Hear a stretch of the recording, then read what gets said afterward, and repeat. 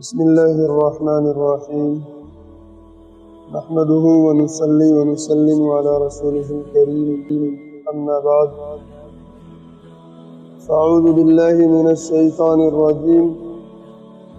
سورة الانشراح مكية وهي 8 آيات بسم الله الرحمن الرحيم ألم نشرح لك صدرك ووضعنا عنك وزرك الذي أنقض ظهرك ورفعنا لك ذكرك فإن مع العسر يسرا إن مع العسر يسرا فإذا فرغت فانصب وإلى ربك فارغب۔ سورہ انشراح مکی صورت ہے اور اس صورت کی 8 آیتیں ہیں۔ بسم اللہ الرحمن الرحیم، شروع اللہ کے نام سے جو بے حد مہربان نہایت رحم والا ہے۔ الم نشرح لک صدرک، کیا ہم نے نہیں کھول دیا تیرا سینہ، ووضعنا عنک وزرک، اور اتار رکھا ہم نے تجھ پر سے بوجھ تیرا، الذی انقض ظہرک، جس نے جھکا دی تھی پیٹھ تیری، ورفعنا لک ذکرک، اور بلند کیا ہم نے مذکور تیرا، فإن مع العسر یسرا، سو البتہ مشکل کے ساتھ آسانی ہے۔ ان مع العسر یسرا، البتہ مشکل کے ساتھ آسانی ہے۔ فإذا فرغت فانصب، پھر جب تو فارغ ہو تو محنت کر، وإلى ربك فارغب، اور اپنے رب کی طرف دل لگا۔ خلاصہ تفسیر اس صورت کا یہ ہے، کیا ہم نے آپ کی خاطر آپ کا سینہ علم و حلم سے کشادہ نہیں کر دیا، یعنی علم بھی وسیع عطا فرمایا، اور تبلیغ میں جو مخالفین کی مزاحمت سے ایذا پیش آتی ہے اس میں تحمل اور حلم بھی دیا، اور ہم نے آپ پر سے آپ کا وہ بوجھ اتار دیا جس نے آپ کی کمر توڑ رکھی تھی۔ وزر سے مراد وہ مباح اور جائز امور ہیں جو کبھی کبھی کسی حکمت و مصلحت کے پیش نظر آپ سے صادر ہو جاتے تھے، اور بعد میں ان کا خلاف حکمت اور خلاف اولا ہونا ثابت ہوتا تھا، اور اب بوجہ علو شان اور غایت قرب کے اس سے ایسے مغموم ہوتے تھے جس طرح گناہ سے کوئی مغموم ہوتا ہے۔ بشارت ہے کہ ایسی باتوں پر کوئی مواخذہ نہیں ہے۔ بس اس بنا پر یہ بشارت آپ کو دوبارہ ہوئی، اول مکے میں اس صورت کے ذریعے، دوسری مدینے میں فتح مکہ میں۔ اس کی تائید تکمیل اور تجدید و تفصیل کے لیے، اور ہم نے آپ کی خاطر آپ کا آوازہ بلند کیا، یعنی اکثر جگہ شریعت میں اللہ تعالیٰ کے نام کے ساتھ آپ کا نام مبارک مقرون کیا گیا، یعنی اللہ کے نام کے ساتھ بہت ساری جگہ آپ صلی اللہ علیہ وسلم کا نام ملا ہوا ہے۔ چنانچہ اللہ تعالیٰ نے فرمایا اذا ذکرت ذکرت معی، یعنی جہاں میرا ذکر ہوگا آپ کا ذکر بھی میرے ساتھ ہوگا، جیسے خطبے میں، تشہد میں، نماز میں، اذان میں، اقامت میں،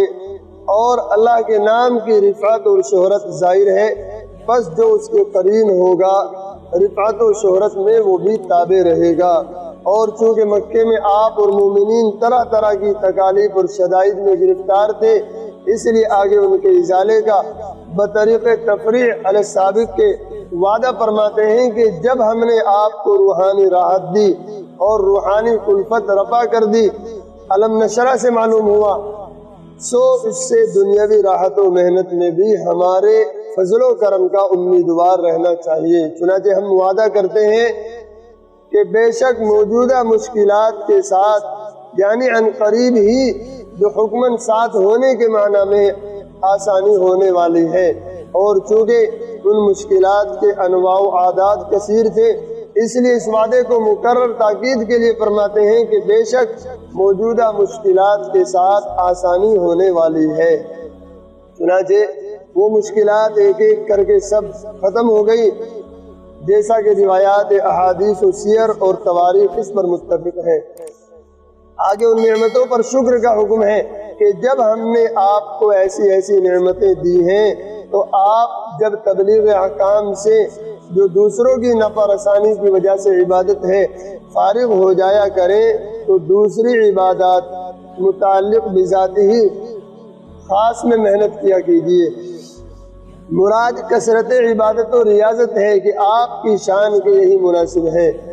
یعنی جب آپ تبلیغ دین سے فارغ ہو جایا کریں تو آپ اپنی عبادات بھی زیادہ سے زیادہ کیا کیجیے، اور جو کچھ مانگنا ہو اس میں اپنے رب ہی کی طرف توجہ رکھیے، یعنی اسی سے مانگیے۔ اور اس میں بھی ایک حیثیت سے بشارت ہے زوال عسر کی کہ خود درخواست کرنے کا حکم گویا درخواست پورا کرنے کا وعدہ ہے۔ جیسے اگر کوئی کسی سے کچھ لینا چاہے اور وہ دینے والا خود کہے کہ لو بھائی فارم بھر کے تم جمع کر دو، تو اس کا مطلب یہ ہے وہ جو فارم بھرنے کے لیے کہہ رہا اس کا دینے کا ارادہ ہے، تو اسی لیے اللہ تعالیٰ نے فرمایا کہ آپ مجھ سے مانگیے، تو اس کا مطلب اللہ تعالیٰ دینا چاہتے ہیں۔ جیسا کہ سورہ والضحیٰ کے آخر میں آپ سنیں گے کہ سورہ والضحیٰ سے آخر قرآن تک 22 سورتوں میں بیشتر ذکر رسول صلی اللہ علیہ وسلم پر انعامات الہیہ اور آپ کی عظمت شان سے متعلق مضامین ہیں۔ صرف چند صورتیں احوال قیامت یا بعض دوسرے مضامین سے متعلق آئی ہیں۔ سورہ علم نشرہ میں بھی ان خاص نعمتوں کا ذکر ہے جو حضرت صلی اللہ علیہ وسلم پر حق تعالیٰ نے مبذول فرمائی، اور اس کے بیان میں اسی عنوان استفہام کو اختیار فرمایا جو سورہ والضحیٰ میں علم یجد کا میں فرمایا تھا، یعنی اللہ تعالیٰ نے سوالیہ انداز میں فرمایا، جس طرح سورہ والضحیٰ میں فرمایا علم یجد کا یتیمن فآوا، کیا تجھے یتیم نہیں پایا پھر تجھ کو پناہ دی، تو یہاں بھی اسی طرح علم نشرہ فرمایا، کیا ہم نے آپ کا سینہ کھول نہیں دیا۔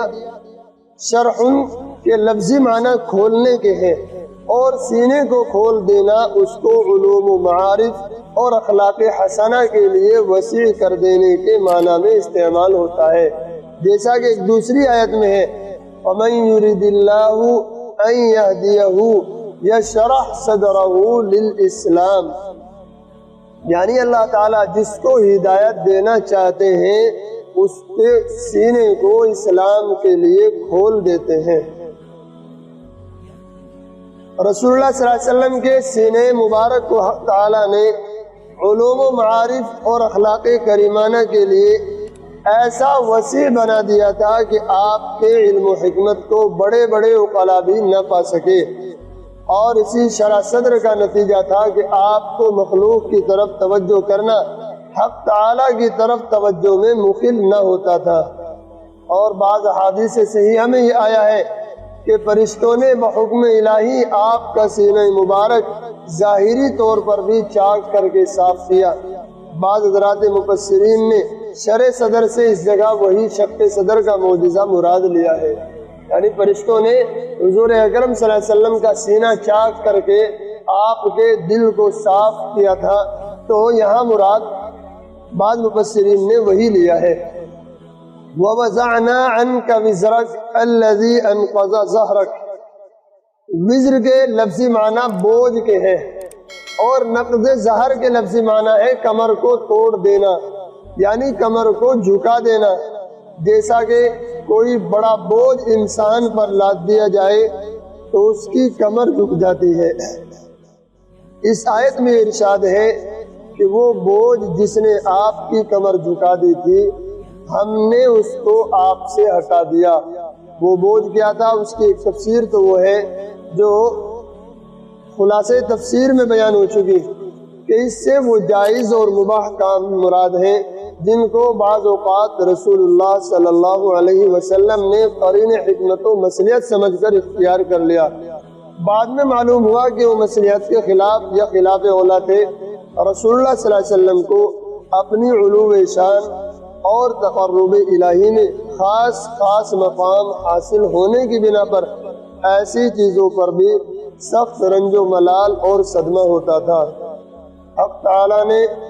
اس آیت میں بشارت سنا کر وہ بوجھ آپ سے ہٹا دیا کہ ایسی چیزوں پر آپ سے مواخذہ نہ ہوگا۔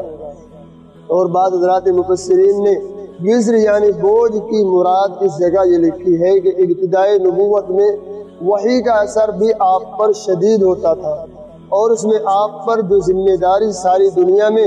کلمہ حق پھیلانے اور کفر و شرک کو مٹا کر خلق خدا کو توحید پر جمع کرنے کی ڈالی گئی تھی،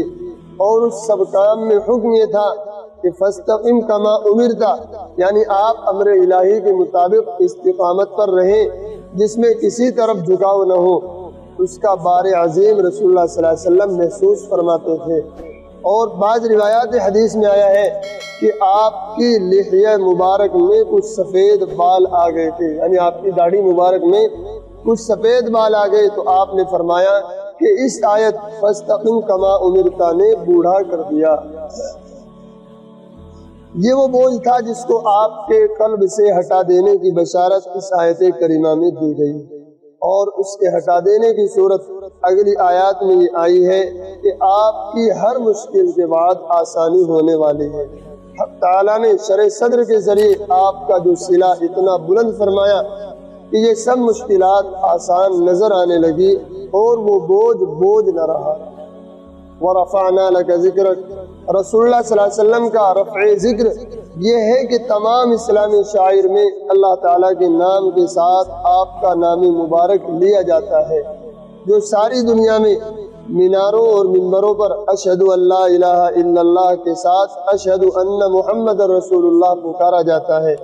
اور دنیا میں کوئی سمجھدار انسان آپ صلی اللہ علیہ وسلم کا نام بغیر تعظیم کے نہیں لیتا، اگرچہ وہ مسلمان بھی نہ ہو۔ یعنی کوئی بھی سمجھدار انسان آپ صلی اللہ علیہ وسلم کا نام بغیر تعظیم کے، بغیر ادب کے نہیں لیتا، چاہے وہ غیر مسلم ہی کیوں نہ ہو۔ یہ آپ صلی اللہ علیہ وسلم کا رفع ذکر ہے کہ آپ کے ذکر کو اللہ تعالیٰ نے اتنا بلند فرمایا ہے۔ یہاں تین نعمتوں کا ذکر ہے: شرح صدر، وضع وزر اور رفع ذکر۔ ان تینوں کو تین جملوں میں ذکر فرمایا، اور سب میں فعل اور مفعول کے درمیان ایک حرف لکا یا عن کا لایا گیا ہے۔ اس میں رسول اللہ صلی اللہ علیہ وسلم کی خصوصیت اور خاص عظمت کی طرف اشارہ ہے کہ یہ سب کام آپ کی خاطر کیے گئے ہیں۔ آگے فرمایا فَإِنَّ مَعَ الْعُسْرِ يُسْرًا إِنَّ مَعَ الْعُسْرِ يُسْرًا۔ عربی زبان کا قاعدہ یہ ہے کہ جس کلمے کے شروع میں الف لام ہوتا ہے، جس کو اصطلاح میں لام تعریف کہتے ہیں، اگر اسی کلمے کو الف لام ہی کے ساتھ دوبارہ لایا جائے تو اس کا مصداق وہی ہوتا ہے جو پہلے کا کلمہ ہے، اور اگر بغیر الف لام تعریف کے مکرر لایا جائے تو دونوں کے مصداق الگ الگ ہوتے ہیں۔ اس آیت میں العسر جب مکرر آیا تو معلوم ہوا کہ اس سے وہی پہلا ہی عسر مراد ہے، کوئی نیا نہیں۔ عسر کے معنی تنگی کے ہیں، تو دونوں آیتوں میں فَإِنَّ مَعَ الْعُسْرِ يُسْرًا، عسر کو الف لام کے ساتھ العسر ذکر کیا ہے۔ تو عربی کا یہ قاعدہ ہے کہ جہاں کسی حرف کو الف لام کے ساتھ دو بار ذکر کیا جائے تو دونوں بار ایک ہی مراد ہوتا ہے، اور لفظ یسر دونوں جگہ بغیر الف لام کے ہے، یسرن۔ اس سے معلوم ہوا کہ یہ دوسرا یسر ہے پہلے یسر کے علاوہ۔ تو اس آیت میں ان مع العسر یسرا کے تکرار سے یہ نتیجہ نکلا کہ ایک ہی عسر اور مشکل کے لیے دو آسانیوں کا وعدہ ہے، اور دو سے مراد بھی خاص دو کا وعدہ نہیں بلکہ متعدد ہونا مراد ہے۔ مطلب یہ ہوا کہ ایک تنگی، ایک عسر یعنی تنگی اور مشکل جو آپ کو پیش آئی یا آئے گی، اس کے ساتھ بہت سی آسانیاں آپ کو دی جائیں گی۔ اسی لیے ہم نے ایک شعر پڑھا تھا ایک کتاب میں اصول فقہ کی، اذا اشتدت بک البلوى ففکر فی الم نشرح فعشر بین یسرین اذا فکرتہ فافرح۔ یہ عربی کا شعر ہے کہ جب آپ کو شدائد اور تکالیف پہنچے، مصیبتیں گھیر لیں، پریشانیوں میں گر جائیں، تو سورہ علم نشرح کے اندر غور کیجئے، اس لیے کہ اس صورت میں ایک تنگی کے ساتھ دو آسانیاں ہیں۔ جب آپ اس میں غور کریں گے تو آپ کو خوشی حاصل ہوگی۔ مطلب یہ ہے کہ اس صورت میں اگر ہم تنگی اور پریشانی میں غور کریں گے تو ہمیں یہ معلوم ہوگا کہ اس تنگی کے بعد دو آسانی، اور دو ہی نہیں، بقول مفسرین کے دو مراد نہیں بلکہ ایک سے زیادہ متعدد مراد ہیں، اور مطلب یہ ہے کہ ایک مشکل کے ساتھ بہت ساری آسانیاں ہیں۔ حضرت حسن بصری رحمۃ اللہ علیہ سے مرسلن روایت ہے، وہ فرماتے ہیں کہ ہم سے بیان کیا گیا کہ رسول اللہ صلی اللہ علیہ وسلم نے اپنے صحابہ کرام کو اس آیت سے بشارت سنائی اور فرمایا لن یغلب عسر یسرین، یعنی ایک عسر دو یسروں پر، ایک مشکل دو آسانیوں پر غالب نہیں آ سکتی۔ چنانچہ تاریخ اور سیرت کی سب کتابیں جو اپنوں اور غیروں مسلم اور غیر مسلم نے لکھی ہیں وہ اس پر شاہد ہیں کہ جو کام مشکل سے مشکل بلکہ لوگوں کی نظر میں ناممکن نظر آتے تھے، آپ کے لیے وہ سب آسان ہوتے چلے گئے۔ روایت مذکورہ سے یہ بھی معلوم ہو گیا کہ اس آیت میں العسر کا الف لام عہد کے لیے ہے، اور مراد حضرت صلی اللہ علیہ وسلم اور صحابہ کرام کا عسر ہے، یعنی یہ وعدہ کہ ہر مشکل کے ساتھ بہت سی آسانیاں دی جائیں گی حضرت صلی اللہ علیہ وسلم اور صحابہ کرام کے لیے ہے، جس کو حق تعالیٰ نے ایسا پورا فرمایا کہ دنیا نے آنکھوں سے دیکھ لیا۔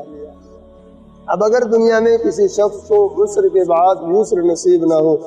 تو وہ اس آیت کے منافی نہیں۔ البتہ عادت اللہ اب بھی یہی ہے کہ جو شخص سختی پر صبر کرے اور سچے دل سے اللہ پر اعتماد رکھے اور ہر طرف سے ٹوٹ کر اسی سے لو لگائے اور اسی کے فضل کا امیدوار رہے اور کامیابی میں دیر ہونے سے آس نہ توڑ بیٹھے تو ضرور اللہ تعالیٰ اس کے حق میں آسانی فرما دے گا۔ یعنی آج بھی اللہ تعالیٰ کی عادت اور اللہ کی سنت یہی ہے کہ جو آدمی مشکل میں صبر کرتا ہے اور اللہ تعالیٰ سے آس لگائے رہتا ہے تو اللہ تبارک و تعالیٰ ضرور اس کی مشکل کو آسانی سے تبدیل فرما دیتا ہے، دیر سے ہی لیکن بہرحال مشکل اللہ تعالیٰ دور فرما کر آسانیاں پیدا فرماتے ہیں۔ فَإِذَا فَرَغْتَ فَانْصَبْ وَإِلَىٰ رَبِّكَ فَارْغَب، یعنی جب آپ ایک محنت یعنی دعوت حق اور تبلیغ احکام سے فارغ ہو تو دوسری محنت کے لیے تیار ہو جائیے، وہ یہ کہ نماز اور ذکر اللہ اور دعا و استغفار میں لگ جائیں۔ اکثر حضرات مفسرین نے اس آیت کی یہی تفسیر کی ہے، بعض حضرات نے دوسری تفسیر بھی لکھی ہے، مگر اقرب وہی ہے جو بیان کی گئی، اور اس کا حاصل یہ ہے کہ رسول اللہ صلی اللہ علیہ وسلم کی دعوت و تبلیغ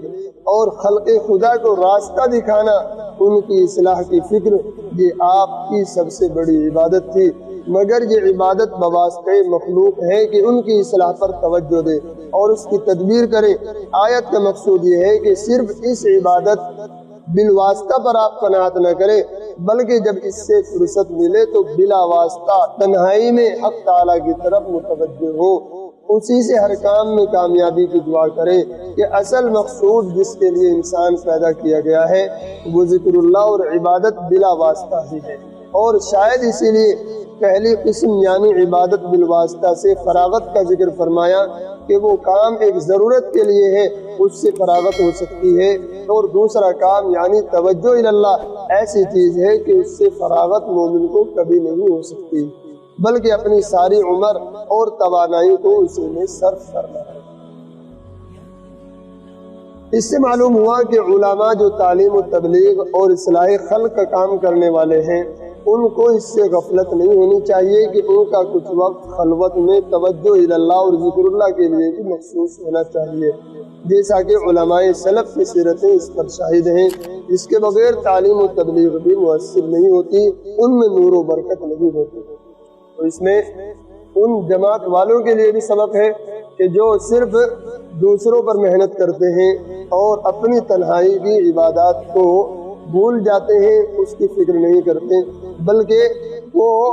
دعوت بھی تبھی مؤثر ہوتی ہے جب آدمی اپنی تنہائی کی عبادات پر بھی غور کرے اور تنہائی میں اللہ کے سامنے آہوزاری کرے، روئے اور تنہائی میں زیادہ اللہ سے مانگے، تو اس کی جو دعوت ہوتی ہے جو لوگوں میں وہ اپنی دعوت پیش کرتا ہے تو وہ بھی مؤثر ہوتی ہے، اس کے بغیر دعوت مؤثر نہیں ہوتی ہے۔ لفظ فنصب یہ نصب سے مشتق ہے جس کے اصلی معنی تعب اور تکان کے ہیں۔ اس میں اشارہ پایا جاتا ہے کہ عبادت اور ذکر اللہ اس حد تک جاری رکھا جائے کہ کچھ مشقت اور تکان محسوس ہونے لگے، صرف نفس کی راحت اور خوشی ہی پر اس کا مدار نہ رہے، اور کسی وظیفے اور معمول کی پابندی خود ایک مشقت اور تعب ہے، خواہ کام مختصر ہی ہے۔ یعنی اللہ کی عبادت، ذکر اللہ، نوافل اور وظائف وغیرہ اتنے پڑھنے چاہیے کہ تھکن محسوس ہونے لگے۔ ایسا نہیں کہ بس جتنی دیر نماز میں دل لگا اتنی پڑھ لی، یا دعا میں جتنی دیر دل لگا اتنی مانگ لی، نہیں، بلکہ اتنا مانگے کہ اپنے آپ کو بھی تھکن محسوس ہونے لگے اور یہ محسوس ہو کہ میں اس کام میں تھک گیا ہوں۔ تو اتنا آدمی اللہ تعالیٰ سے دعا بھی مانگے، نمازیں بھی پڑھے، اپنی تنہائی کی جو عبادتیں ہیں ان میں آدمی اتنا وقت لگائے کہ اپنے آپ کو تھکا دے۔ حضور اکرم صلی اللہ علیہ وسلم کو اللہ تعالیٰ نے اس آیت میں یہ فرمایا، فَإِذَا فَرَغْتَ فَانْصَبْ، جب آپ دعوت و تبلیغ سے فارغ ہو جائے تو اپنے آپ کو تھکائیے کا مطلب یہی ہے کہ الگ سے تنہائی میں عبادت اتنی کیجیے کہ آپ تھک جائیں۔ اللہ تعالی ہمیں بھی قرآن کریم کے ان احکام پر عمل کرنے کی توفیق عطا فرمائے اور حضور اکرم صلی اللہ تعالی علیہ وسلم کے سچے متبعین میں شامل فرمائے۔ سبحان اللہ وبحمدہ، سبحانک اللہم وبحمدک، ونشہد ان لا الہ الا انت، نستغفرک ونتوب الیک۔